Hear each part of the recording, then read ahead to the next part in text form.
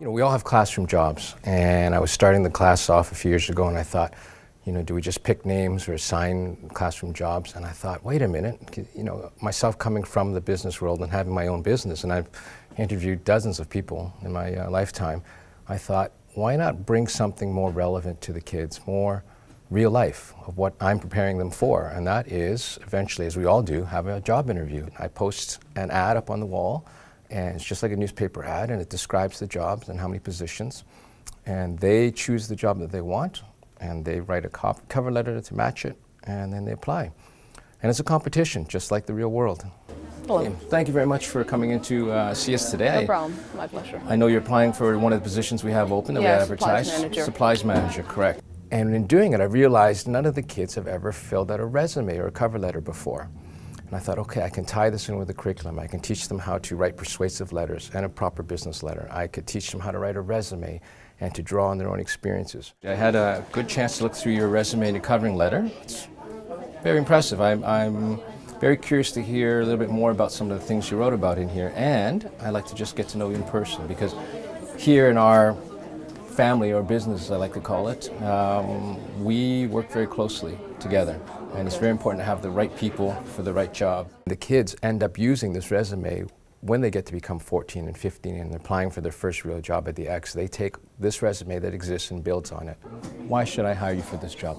You should hire me for this job because I'm not only doing it to get the paycheck, but I'm doing it to benefit everybody in the class's learning, because if everybody has more supplies, they're obviously going to learn better, which will benefit everybody if we can go through lessons faster and end up learning more. They see that there's a real life relevance to what we're learning in school. Tell me about your education. I was reading here that from kindergarten to grade 6, that you learned some things which might be helpful, but you tell me about that. Yeah, I have always done pretty well in math, which will be a useful tool for figuring out how many pencils or whatever to order, pencils, erasers. Math is important, very important. important. Yeah, but also during school, I've learned some people skills, which could arguably be even more important.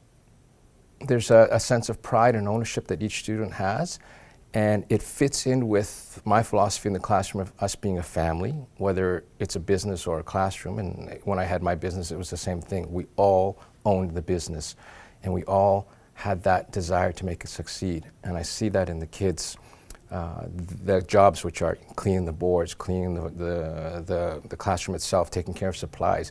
They do it with a sense of pride, not because they're told to, but because it's our family business. What about graphing? How are you with graphing, and how are you with charting? I am pretty fluent. I can use Excel. I've put graphs on some projects before, including the most recent one and the grade 6 infographic. Okay, that's a good asset, because here we keep track of our inventory, we chart it in Excel, and we want to know what we use, how quickly we use it, and what we need to order. So if you know Excel well, that's a good asset to have. How about your typing skills? Well, I don't I type with these fingers only, but I can still type relatively well, and I would be willing to learn fluent typing with using all fingers. So if I offered you that training, you'd be willing to take that. Now that'd be on your own time, though. Yeah. Okay, but we'll pay for the cost of the training. Okay. I do pay them, and I print out. I have some other ones, some old ones here. So I make a mock check, like a real bank check, and their name is on it. It's the Queen Alexandra Bank.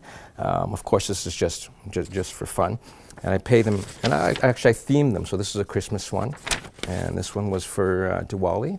So, and then this one, my first one, this was on the birth of my son. I put him in there, but I pay them each one to get their own check. It's non-transferable, and it's signed by me, and they get it at the end of the week if they've done their job properly. And they collect it, and it's a token amount, and then they can choose from. I have this, which is a catalog that I make for them, and but I find for them, even that experience of shopping online or buying something, they're 12 years old, and they don't have that experience. So if they can learn from this, they can learn how to budget, how to save up, how to evaluate what do they really want, and then at the back of it, I make them fill out here in order form. So again, something that they've done for the first time and submit an order form. And there's math in here because they have to calculate how much they have. And then even with the items that they can choose from, they have, of course, some fun things like popsicles or a locker mirror, lollipops. We have a skateboard. And we have things for themselves, things for the class, iTunes card. And I love this page a lot because this page is all about charity. And I encourage them to take a look at it. And it's their money. They can buy whatever they want with it. But it's very heartwarming to see that some of them do choose to buy a charity and help somebody else out. And in fact, the class has saved up. They pooled their money totally on their own. One of the students approached the others and they pooled their money and they've given me enough money to buy a goat for Village.